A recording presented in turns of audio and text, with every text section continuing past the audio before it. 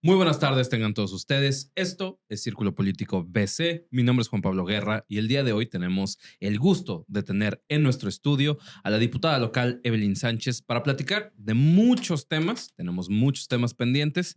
Diputada, muy buenos días. Muy buenos días a ti y a todas y a todos. Vamos a entrar directo. Este es un año especial, el 2026, entre otras cosas, porque dentro de la nueva configuración que se plantea, estos recortes de los gastos dentro del Congreso del Estado, pero pues obviamente eso también pone el foco de nuevo sobre no solo a dónde se están yendo los recursos, sino el trabajo que están realizando los diputados en estos momentos, tanto en lo local como en lo federal. Pero sí creo que es interesante que veamos si ya le estamos dando ese énfasis a dónde se está moviendo el recurso, también es qué se está haciendo con ese recurso. Si nos pudiera platicar un poco de lo que está usted en estos momentos trabajando en el Congreso. Sí, contestando a tu pregunta sobre pues estos ajustes, coloquialmente acotar el cinturón del Congreso del Estado. Si bien fuimos un tema nacional por la propia presidenta de la República, la doctora Claudia Sheinbaum, y a su vez por la propia en su momento, María Luisa Alcalde, todo lo que es lo económico, cuánto le sale, estamos hablando, lo que se gasta y cómo impacta a nuestro estado. Si bien, decirles que hicieron un desglose en el cual, nos ponían que los diputados teníamos un valor de 39 millones de pesos, ¿no? 39. Y en ese sentido, decirte que también para explicarles a todas y a todos que parte de todos esos recursos, pues prácticamente el 60% es de nóminas. También debo decirte que es cortar con una herencia que nos dejaron quienes pasaron antes que tu servidora y que los que estamos actualmente, porque hay muchas compañeras que, si bien ahorita no podemos atentar contra sus derechos adquiridos, que son los sindicalizados, y también me gustaría precisar que justamente, bien la presidenta decía, hay quienes ganan más que la propia presidenta o más que los diputados y las diputadas, ¿no? Que están trabajando en el Congreso y que merecen todo nuestro respeto, que ellos no tienen la culpa de las herencias. Sin embargo, hay quienes ganan y superan los 60,000 o los 70,000 estando en una actividad que quizás no es tan pesada como la de los diputados que recorremos todo el estado, ¿no? Entonces, ¿qué estamos haciendo ahorita? Ya pasamos una aprobación en el cual se hace un recorte y unos ajustes y también valga ahí la precisión cuando decían, es que tienen jardinería, ¿no? Entonces, por ahí hacíamos unas observaciones de que todos estos ajustes que se tienen que hacer, las y los diputados no tenemos servicios médicos, no tenemos seguro, no tenemos aguinaldo, nada de lo que pudieran percibir o que se pudieran imaginar que nosotros percibimos, dinero en efectivo, pues no. La ciudadanía, siempre se les ha dicho, somos sujetos a las auditorías y todas y todos, cuando van a hacer sus trámites, tienen que hacer una serie de requisitos. Y yo llevo 4 años diciéndoles a todas y a todos que somos sujetos a las auditorías, ¿no? Entonces, ahorita con estos ajustes, ¿qué se va a hacer con ese recurso? Bueno, la presidenta dio una indicación, ¿no? Que se vaya a San Quintín Claro. y propiamente estar peleando para los ajustes. ¿Qué es lo que yo quiero? Sí, que se atienda a San Quintín, pero también nuestra ciudad lo necesita, ¿no? Entonces, con esa buena distribución que podamos hacer, que se revise con Hacienda, que parte de ello, pues, también impacte a nuestra ciudad de Tijuana, que lo tanto le hace falta, ¿no? Sí, justo creo que una de las cosas que, por ejemplo, un poco me sorprendió que no se le diera como más énfasis, fue el que una parte del recurso del que se hablaba, pues es recurso que se va a apoyos sociales. Justamente en varias ocasiones me ha tocado platicar con usted, por ejemplo, cuando hizo las jornadas estas para entregar, eran artículos escolares antes de que empezara el ciclo escolar Sí. este año. O sea que al final del día sí hay como una trazabilidad de ese recurso que les llega a ustedes y a dónde lo están enviando. En su caso muy particular, que creo que, y también me gustaría un poco que hablara de eso, es estos apoyos sociales que usted ha dado específicamente como para cosas tan detalladas como puede ser el hecho de que los niños y jóvenes tengan los materiales suficientes para poder empezar bien el año escolar. Sí, sí, bien las herramientas que necesitan todas y todos. Y eso es también ayudar a mitigar el bolsillo de las mamás y de los papás o jefas de familia. Hacerte una precisión, y siempre lo he dicho públicamente, es importante que las ciudadanas y ciudadanos de todo el estado revisen primero qué estamos trabajando los diputados en materia legislativa, que si bien es la creación de leyes, reformas o el impacto que estamos haciendo con las demandas de la propia ciudadanía, una es la fiscalización y la otra es pues la aprobación del presupuesto. Somos 25 diputados. Yo voy a hablar por mí. Y hemos hecho este ejercicio históricamente cada año. Una vez que nosotros sacamos convocatorias que son abiertas y le decimos a la ciudadanía que no se condicionan los apoyos, que no estamos en las viejas prácticas de antes y que si bien si alguien detecta que esté cobrando por un tema del gobierno federal, del estatal o que esté controlando, y lo aprovecho porque tú decías, estamos en un año muy importante, Mm. que algún funcionario quiera controlar lo que se mueve en gestión social y cualquiera de los 3 órdenes con tal de conseguir un objetivo personal, la gente tiene que demandar y denunciar, porque el mismo Andrés Manuel nos decía, ¿no? O sea, es una forma de querer controlar a la gente y estamos, yo creo que hartos de eso, Mm. de la vieja escuela que nos heredó el PRI o el PAN. Entonces, este recurso que tenemos en gasto social se tiene que ver traducido en direccionarlo, en darles herramientas a la ciudadanía, en aportar y sumar en las escuelas, ¿no? En el tema deportivo. Si bien soy legisladora estatal, mi Mm. facultad es primero ayudar en la comisión que es la precisión, asuntos indígenas y afromexicanos. Es la presidencia que a mí me toca y tenemos que recorrer y tú sabes, hay que atender lo que nos demanda la ciudadanía. Este ejercicio que hacemos, y lo digo con mucho gusto porque ya la presidenta lo retoma, los uniformes con la beca Rita Cetina. Mm. Ujú. Yo hace más de un año estuve enviando mis oficios, ya con la presidenta vuelvo a mandar mi oficio a Palacio Nacional para que también, yo decía, si yo aquí en Tijuana estoy sumando, dar y aportar el poquito recurso que tenemos de uniforme, pues imagínate que se den uniformes en todo el país o que yo lo que no pueda solventar se solvente en todo el estado. Entonces, el ejercicio que yo les digo mucho a la ciudadanía es, si yo estoy entregando 3,000 uniformes o 4,000 uniformes, lo van a multiplicar, ¿no? Por 600 pesos es el resultado que ustedes tienen que ver en sus demás legisladores. ¿Qué hacen con su gasto social? ¿No? ¿Qué es lo que están haciendo? Si verdaderamente le estamos dando la utilidad como lo marca o se lo están clavando. Entonces me pongo mi ejemplo porque eso es lo que toca.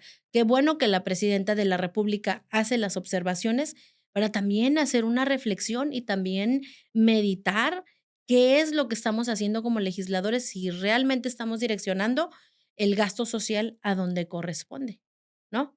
No Claro. como un tema personal o andar en suburban, porque la verdad no alcanza. A mí no me alcanza para una suburban, siendo realistas, ¿no? Entonces, yo no sé cómo le hacen los demás, pero en lo particular, como diputada y con el sueldo que tengo, no me alcanza, ni para el préstamo, tampoco. Qué bueno que mencionó lo de la comisión que actualmente preside dentro del Congreso, porque sí creo que estamos en un momento interesante para esos dos sectores de comunidades en Baja California. Pasamos de, digo, yo siempre cuento esa anécdota porque me parece como impresionante, eh, un gobernador que decía que jamás había oído del término afromexicanos, que eso le parecía como muy extraño que viniera en el censo del INEGI, porque en Baja California eso no existía. Y pasamos de una conversación sobre los pueblos originarios y los pueblos asentados, porque sí, creo que es importante hacer esa distinción, eh, como una parte como extra y como separada del contexto del Estado, a entender que no solo son una parte, sino son una parte esencial en la forma en la que somos percibidos. ¿Cuál ha sido el reto más grande que hay dentro de la Comisión de Pueblos Indígenas y Pueblos Afromexicanos? Mira, decirte, por lo que tú comentabas, yo creo que es importante reconocer que si bien no Mm. reconocían y no estaba visibilizado es porque en su momento esos gobernadores fueron quienes le quitaron el territorio y orillaron a nuestras comunidades nativas de Baja California en un rezago total, en todos los sentidos. Segundo, el reto más grande que hemos tenido, yo creo que fue haber sacado una consulta para garantizar los derechos políticos de las y de los compañeros como pueblos indígenas y afromexicanos. O sea, imagínate que no reconozcan que hay pueblos indígenas cuando aquí, antes de que llegáramos todos, aquí siempre han estado nuestros pueblos yumanos, los pueblos nativos, los Comiay, los Paipai, los Cucapá, ¿no? Entonces, desde ahí partimos que en ese reto, cuando sacamos una consulta, porque teníamos un término, Mm. ¿no? Si no lo sacábamos, híjoles, Sí, no, todo no, el Congreso no. salía demandado y aparte es justicia, es un derecho que la propia comunidad estaba exigiendo.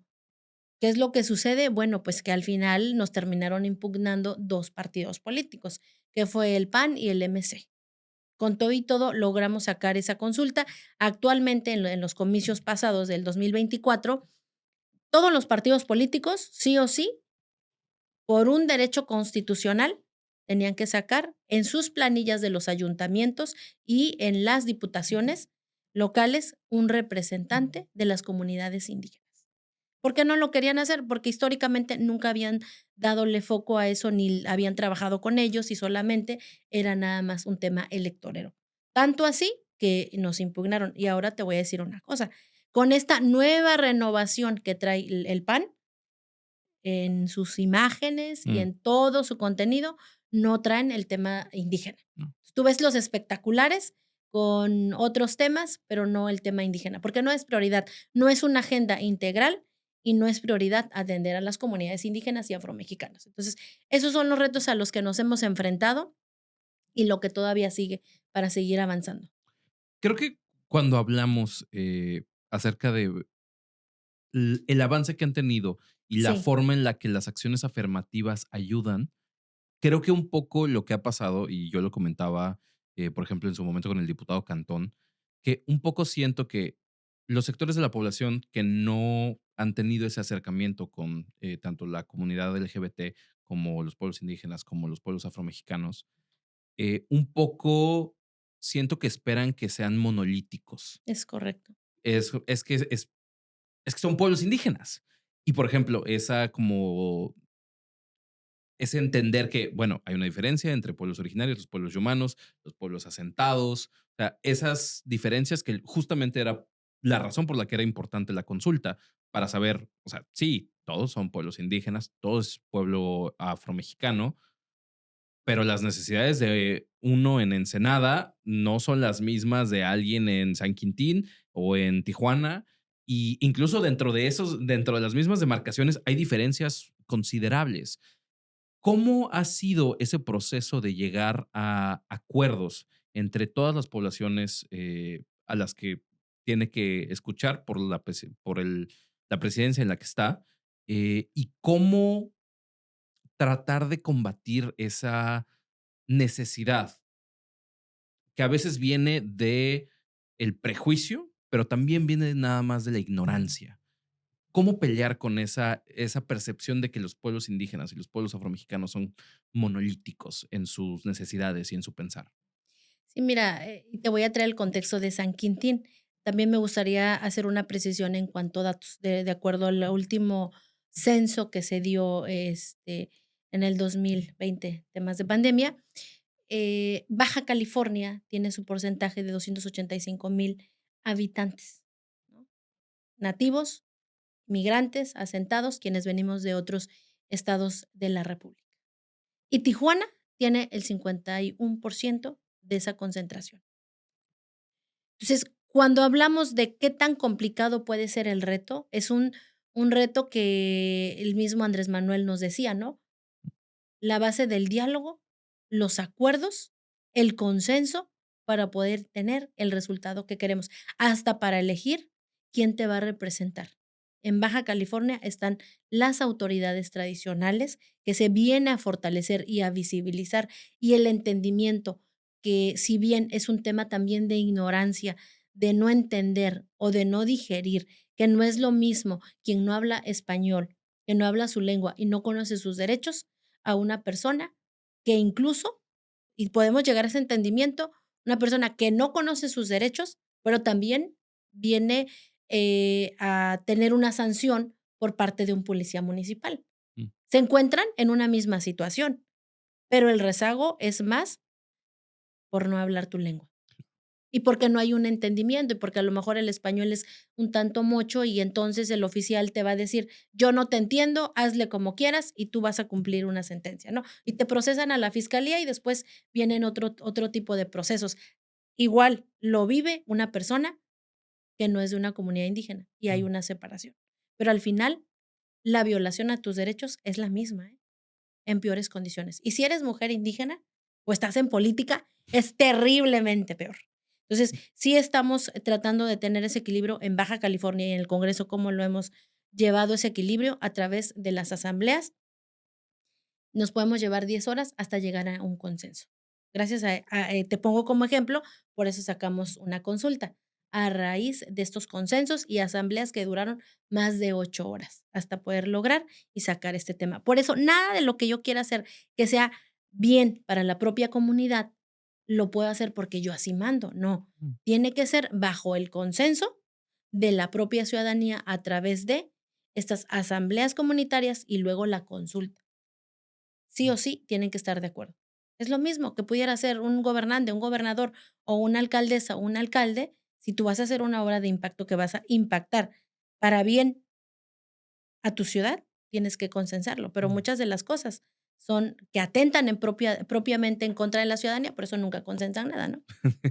Sí, no, y usted recordará, creo Sí, que a mí me tocó la reunión que sostuvieron en el ejido Quiliguas, sí. hace 2 años, más o menos 3 años, y que justamente eso, a mí era lo que me llamaba la atención, que era, incluso dentro de una misma comunidad, los intereses principales de los sectores eran bien diferentes. Había quienes estaban como muy en el, por ejemplo, el tema de acceso al agua, había quien estaba más con el tema del acceso a luz, o sea, incluso dentro de las mismas comunidades no había, se sentía como que había ese proceso de, ok, nos vamos a sentar aquí el tiempo que sea necesario para tener la conversación y que al final del día no sé un poco si también usted plantea o lo hace el, bueno, ok, ya tuvimos la asamblea, tuvimos la consulta, ya se presentó la propuesta y un poco regresar a territorio y decir, ok,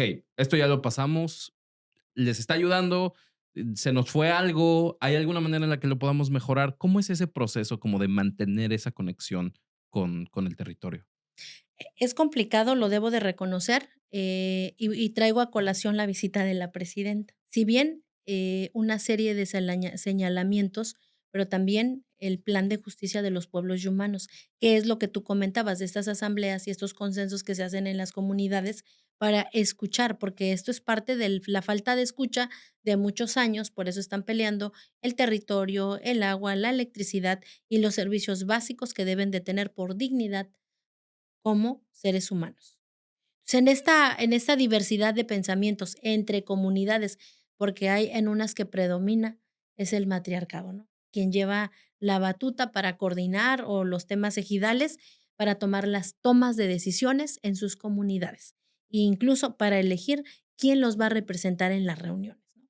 Entonces, dentro de esta conexión, el tener que trabajar de manera coordinada con la federación, que es el INPI que atiende a los pueblos indígenas y afromexicanos en Baja California, y trabajar con la propia Secretaría de Inclusión del Gobierno del Estado, con las y con los regidores que llegaron por esta reforma, pues ahora con la tecnología, pues estamos coordinados y también haciendo la petición de tu servidora que por favor nos ayuden a darle seguimiento a estas reuniones, porque tiene que salir el plan de justicia de los pueblos y humanos y porque tiene que salir el plan de justicia para las y los trabajadores agrícolas del Valle de San Quintín.